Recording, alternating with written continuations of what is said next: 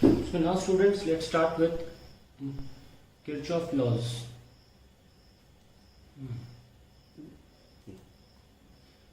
हमारे पास दो Kirchhoff law होते हैं, सॉरी, केसीएल और दूसरा है केवीएल. किरचॉफ करंट लॉ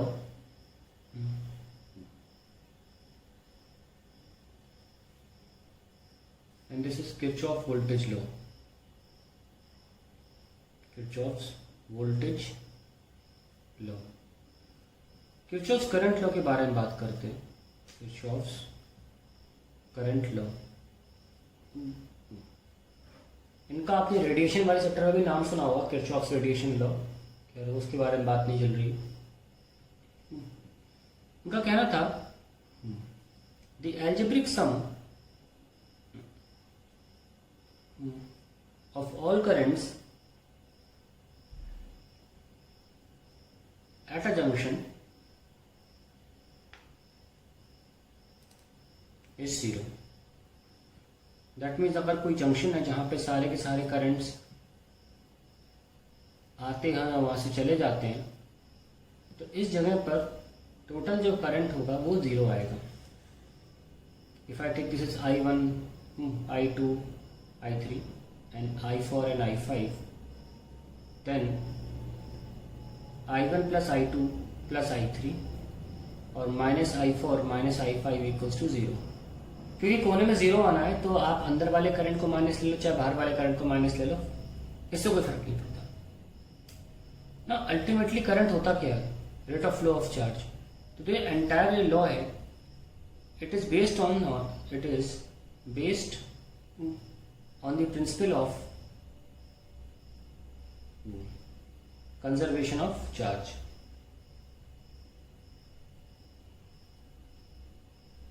जितना भी चार्ज आएगा उतना बाहर भी जाना चाहिए, अक्यूमुलेट नहीं हो सकता. ठीक है. So the charge cannot be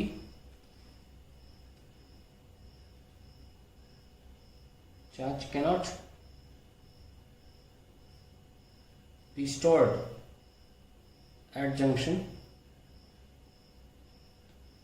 Whatever charge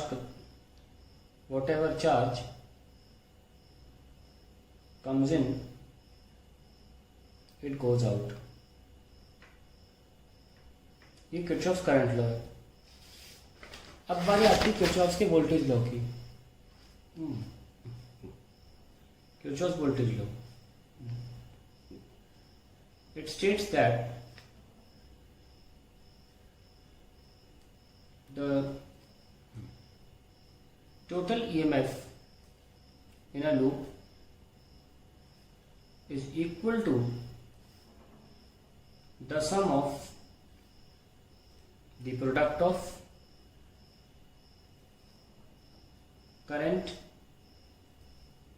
and resistances.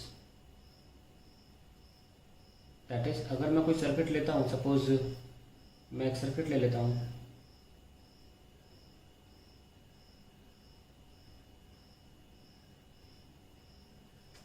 PQRS, ये हमारे रेजिस्टेंस इसके नाम है. मान लीजिए कोई बैटरी है, तो मैं A, B, C और D की बात कर रहा हूं. सो मैं कोई भी लूप सिलेक्ट कर लेता हूं, in loop A, B, D. ठीक है. तो मान लीजिए करंट ऐसे आ रहा है, तो करंट के दो हिस्से होंगे, जरूरी नहीं है आधे हों, किसी भी फॉर्म में डिपेंड करेगा किसकी क्या रेजिस्टेंस है. ठीक है. तो देखिए यहाँ पे ये I1 और ये I2 में हिस्से हो गए. अब यहाँ पे दो रास्ते हैं जाने के लिए करंट के पास, थोड़ा यहाँ चला जाएगा, थोड़ा वहाँ. तो अगर यहाँ थोड़ा I1 में से थोड़ा हिस्सा I3 यहाँ चला गया, तो बचा हुआ I1 माइनस I3 यहाँ जाएगा. और सिमिलरली I2 और I3 अगर हम जोड़ें तो यहाँ क्या पहुंचेगा? I2 plus I3. और जब ये दोनों नदियाँ जब जुड़ेंगी तो I3 कैंसिल हो जाएगा और I1 प्लस I2 जो कि एंटर किया था, I1 प्लस I2 एक तरह से वो बाहर आ जाएगा. अगर हम लूप की बात करें तो लूप में हम कैसे भी देख सकते हैं, चाहे क्लॉकवाइज चाहे एंटी क्लॉकवाइज, इससे बात से कोई फर्क नहीं पड़ता. तो मैं इस लूप को डिफरेंट लूप्स में लाकर दिखाऊंगा. दो ही लूप काफ़ी हैं. इस मैंने जैसे लिख दिया ABD लूप में लाकर दिखाऊं, तो मैं इस लूप को बाहर निकाल लेता हूं for the sake of simplicity. और ये P है, इसको मैं मान लेता हूँ, मानो PQRS, और ये T ले लेता हूँ, ये T है और ये S है। यहाँ पे करंट I1 है, यहाँ करंट क्या है I3, और यहाँ पे करंट कितना है I2। आप देख सकते हैं इस पूरे ABD लूप में कहीं भी बैटरी नहीं है, EMF तो होगा ही नहीं फिर, तो EMF is equals to sigma I into R, जैसा कि ये लॉ कहता है कि total EMF sigma E is sigma IR। यहाँ पे E है ही नहीं, तो यहाँ आप 0 लिख दीजिए। ठीक है, अब आपको I इंटू आर मल्टीप्लाई करके ये प्रोडक्ट को ऐड करते रहना है, तभी यहाँ पे सिग्मा लगाया है। तो पहला क्या है यहाँ पे I1 इंटू पी। एक बार आपने डायरेक्शन चुन ली तो इसके खिलाफ जो भी डायरेक्शन में होगा हम उसको माइनस ले लेंगे। फिर आएगा I3 इंटू टी, और फिर ये देखो हमारे डायरेक्शन के मुताबिक नहीं है ये वाला, तो हमें माइनस लेना पड़ेगा I2 into S. This is how you right for Kirchhoff voltage law. अब एक बड़ा लूप ले लेता हूँ, सपोज मैंने यहाँ मार्क कर दिया x और यहाँ मार्क कर दिया y, तो मैं लूप ले रहा हूँ, लूप x फिर a फिर d फिर c और फिर y वापस x। लूप बंद कर लिया करिए, यहाँ भी मुझे a b d ये लिखना चाहिए था, लूप बंद होना जरूरी है। लिखते हैं, कैसे लिखेंगे, आप देख सकते हैं इस पूरे लूप में ये जो ऐसा लूप है ये, है ना, हम देख सकते हैं एक है source, that is E, battery को E लिख लें, V ना लिखें अभी के लिए। और ये हमें दिख रहा है कि इस पूरे लूप में एक E है, तो कोने में अकॉर्डिंग टू फॉर्मूला E आ जाएगा। अब फिर से करें, यहाँ से लेकर यहाँ तक कोई लोड नहीं है, तो करंट से कोई मल्टीप्लाई होने के लायक बचा नहीं, I2 इंटू एस लिखना पड़ेगा, प्लस फिर आप ऐसे आइए और यहाँ चले जाइए, it will be I2 plus I3 into R, और फिर से कोई कुछ नहीं है। तो ये बहुत ही इंपॉर्टेंट एक्सप्रेशन सामने आया हमारे, दोनों, एक बार जब जीरो था एक बार जब था, तो दोनों तरीके से लिखना आ गया हमको। This is how you write the Kirchhoff voltage law. Now let's analyse, after studying these two laws, let's analyse the Wheatstone bridge.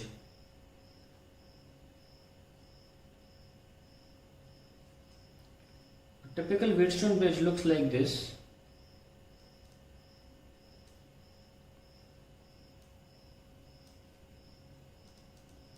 Suppose I am getting a current I from here and यहाँ पे हम एक गैलमीटर लगा लेते हैं, उसकी भी अपनी एक रेजिस्टेंस होती है जो कि टेस्ट करेगा कि कितना करंट जा रहा है बीच मिड ब्रांच में ABCD। तो मान लीजिए I के दो हिस्से होंगे, this is I1, this is I2।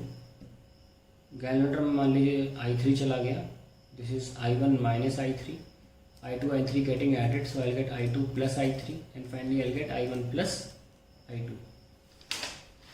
Suppose I take this loop, इस लूप में कोई EMF नहीं है तो जीरो ले लिया। कौन सा लूप का नाम लिख लीजिए, लूप ABDA। ठीक है, ये बंद कर दिया। इनका रेजिस्टेंस का नाम भी लिख लीजिए PQ, ये R और ये S, ऐसे लिख लिया PQRS। सब लिखते हैं I1P into P plus I3 into G। Okay, और ये उल्टा जा रहा है, हमारे लिए एरो के मुताबिक नहीं है, उल्टा है, तो माइनस का I2S। ठीक है, ये हमारी फर्स्ट इक्वेशन हो गई। अब लेते हैं लूप दूसरा वाला, ये ऐसे ले लो, उल्टा भी ले सकते हो, कोई फर्क नहीं पड़ेगा। Loop BCDB, so 0 equals to I1 minus I3 into Q, ये सब नो, और बाकी क्योंकि हमारे एरो के उल्टे हैं, देख लो ये भी ऐसे जा रहा है, एरो हमने ऐसे लिया है तो माइनस लेना पड़ेगा। I2 plus I3 into R minus I3 into G equals to 0, second equation. ना मान लो व्हीटस्टोन को ये दिखा सडनली कि गैलमीटर में किसी कारण कुछ फेरबदल करने के बाद PQRS में ही was not intending it to, it may have happened, और G क्या आ गया 0। तो इन दैट केस I3 को 0 करना पड़ेगा। If G is 0 then I3 को हम 0 कर लेंगे और I3 जरा पुट करेंगे, फिर देखेंगे कि किस कंडीशन के तहत ऐसा हो सकता है। तो यहाँ I3 0 करने पर in first equation I1P minus I2S equals to 0, तो I1P is equals to I2S। ये हमारा पहला स्टेटमेंट आ गया, इसको हम इक्वेशन 3 मान लेते हैं। ठीक है, now we have in equation 2, in second equation again we put I3 0, तो I3 0 सिर्फ I1 क्यू बचेगा ना, और फिर आपका आता है I3 0 तो I2 R बचेगा minus I2 R, and then this is I3 0, then this becomes the fourth equation. Now let's divide third and fourth. Dividing third and fourth, we get, divide कर दो, P by Q is equals to S by R. तो आप देख सकते हैं कि condition जो निकल के आई है हमारे पास, जब I3 0 होता है तो वो क्या है, P by Q is equals to S by R. I want to show you properly this diagram and ratio क्या है, P by Q is equals to S by R. तो P by Q और दूसरे में क्या है S by R. इसीलिए इन दोनों को क्या बोला जाता है, नेक्स्ट पेज बनाता हूँ. जब हमने रिजल्ट निकाला तो ये P, ये Q, ये R और ये S, हमारा रिजल्ट निकल गया है P by Q is equals to S by R. तो इस, क्योंकि रेशियो इनका है और रेशियो इनका है, इन ब्रांचेस को बोला जाता है रेशियो आर्म्स. ठीक है, रेशियो आर्म्स बोलते हैं इनको. Now what we have come to the conclusion that when the current in BD branch or say in galvanometer is 0, then the resistance is, then the ratio of resistances in ratio arms are equal.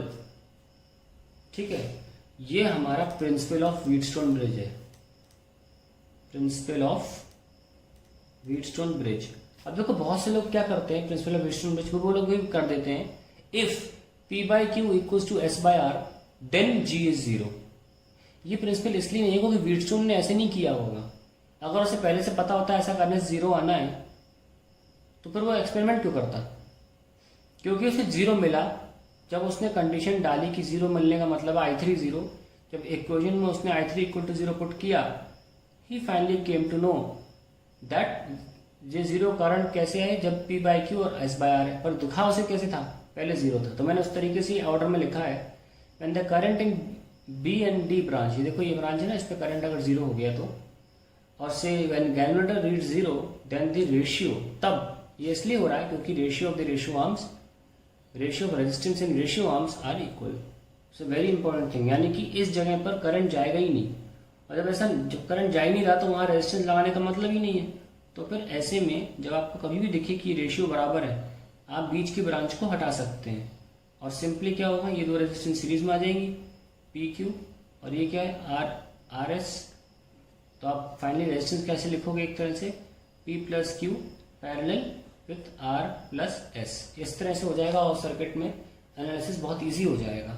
सो ये जो हमने verification किया है Kirchhoff की मदद से Wheatstone bridge का, ये बहुत ही इंपॉर्टेंट है, बोर्ड एग्जाम में आता है, स्कूल एग्जाम्स में आता है, इसको ध्यान रखिए.